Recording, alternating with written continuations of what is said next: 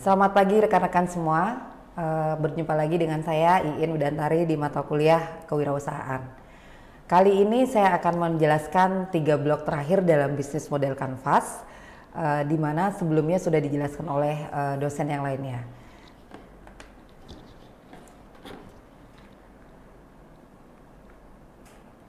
Saya review kembali bisnis model Canvas itu sendiri, di mana ada 9 blok dari bisnis Canvas, yaitu value proposition, customer segment, channel, customer relationship, revenue stream.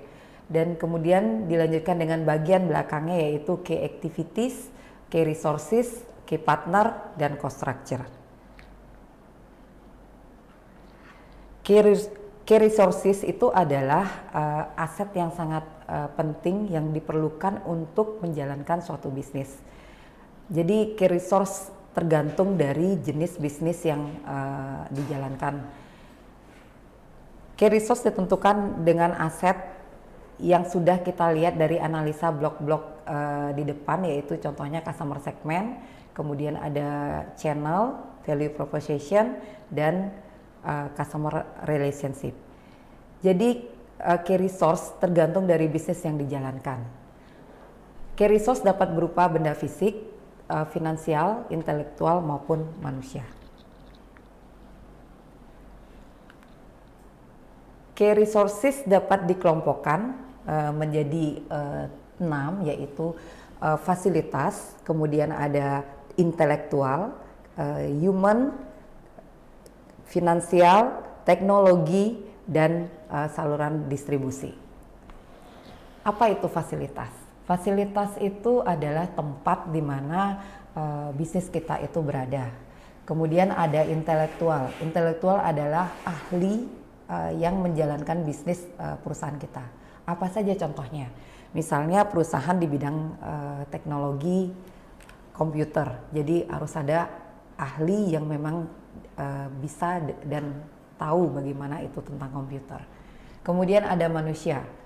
Manusia itu sendiri adalah sumber daya dari perusahaan yang dibutuhkan untuk membantu menjalankan perusahaan itu sendiri. Keempat adalah finansial. Finansial itu adalah modal yang bisa dibutuhkan, dan itu pasti dibutuhkan oleh setiap perusahaan pada saat waktu berdiri. Entah modal yang dibutuhkan itu berupa kredit atau dari dana yang memang dikumpulkan bersama dengan partner bisnis. Kita lanjutkan ke key partner. Key partner itu adalah mitra utama dalam bisnis, misalnya supplier. Kenapa kita membutuhkan supplier? Karena perusahaan itu sendiri tidak akan bisa berdiri sendiri. Supplier dibutuhkan untuk membantu kebutuhan-kebutuhan pelengkap dari perusahaan kita itu sendiri. Bagaimana menjalankannya? Contohnya saja pada perusahaan yang bergerak di bidang misalnya toko roti. Toko roti tentunya membutuhkan tepung, membutuhkan beberapa bahan kue yang mereka ambil dari supplier tepung, supplier kebutuhan yang lainnya. Untuk menjalankan bisnisnya tersebut, key partner sangatlah penting untuk mensupport bisnis tersebut berjalan dengan baik. Kemudian ada kategori dalam key partner. Kategori dalam key partner yaitu adalah ada 4, yaitu strategic alliance between non-competitors. Artinya itu kerjasama dengan perusahaan yang tidak sejenis. Jadi kita bisa bekerja sama dengan perusahaan yang tidak sama dengan bidang perusahaan kita. Jadi kita dibantu untuk mensupport bagaimana bisnis kita berjalan dengan lancar. Kemudian selanjutnya adalah competition, kerjasama dengan perusahaan kompetitor. Kadang-kadang kalau kita melihat kenapa kita harus bekerja dengan kompetitor, tapi pada saat itu kita akan bisa maju dengan produk yang sama, saling memberikan suatu kesempatan untuk menjual produk kita. Kemudian ketiga, joint ventures to develop new business, kerjasama untuk membentuk usaha baru.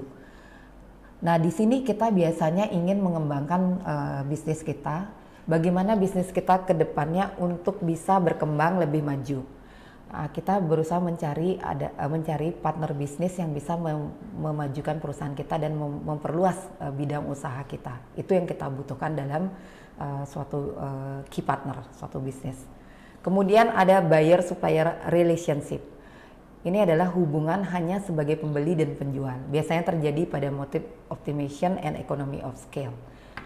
Oke, selanjutnya yaitu key partner adalah pihak-pihak yang bisa Anda ajak kerjasama dengan tujuan mengoptimasikan dan skala ekonomi. Itu artinya bagaimana meningkatkan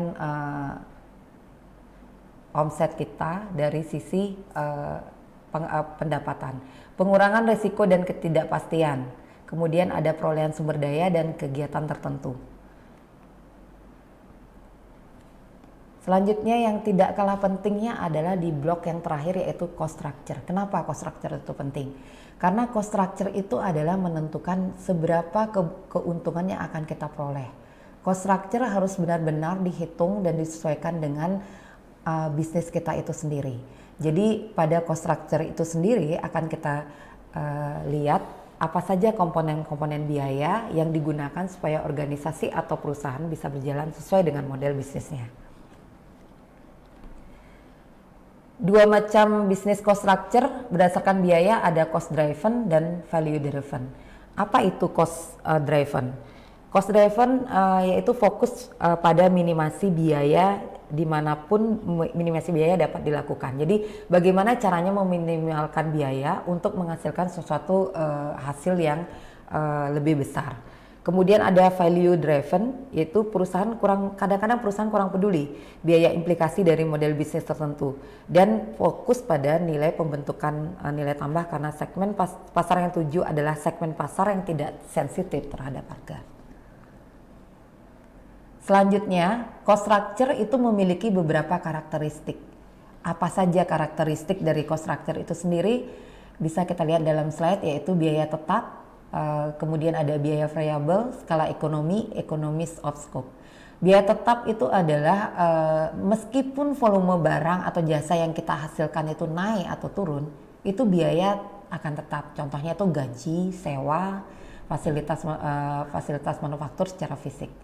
Kemudian ada biaya variabel. Biaya variabel bervariasi secara proporsional dengan volume barang atau jasa yang dihasilkan. Apa yang dimaksud tersebut? Semakin tinggi produksi yang kita lakukan, tentunya biaya variabelnya akan semakin besar. Begitu juga sebaliknya. Kemudian skala ekonomi, keuntungan biaya karena outputnya bertambah. Perusahaan yang lebih besar misalnya mendapatkan keuntungan dengan cara menurunkan tingkat pembelian massal. Kemudian economies of scope, di sini adalah pembiayaan bisnis. Di sini Anda perlu untuk bisa menjelaskan lebih detail tentang biaya apa saja yang harus dikeluarkan seperti biaya membayar pegawai, kemudian telepon dan lain-lain. Ini harus diperhitungkan dengan baik sehingga ketika cost structure ini bisa dihitung dengan benar, kita akan tahu bagaimana perusahaan itu bisa berjalan dengan baik, apakah perusahaan itu menguntungkan atau perusahaan itu malah merugi. Dari kesekian slide tersebut, kita bisa menjabarkan bahwa bisnis modern kanvas itu secara 9 blok itu sangat penting, terutama bagi orang yang berusaha untuk membuat suatu startup bisnis.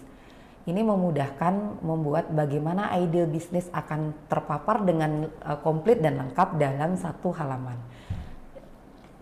Mungkin bagi rekan-rekan semua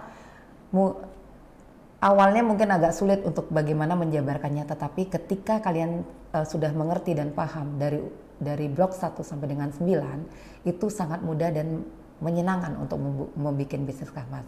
Semoga penjelasan saya kali ini sangat bermanfaat dan kita ketemu di sesi berikutnya.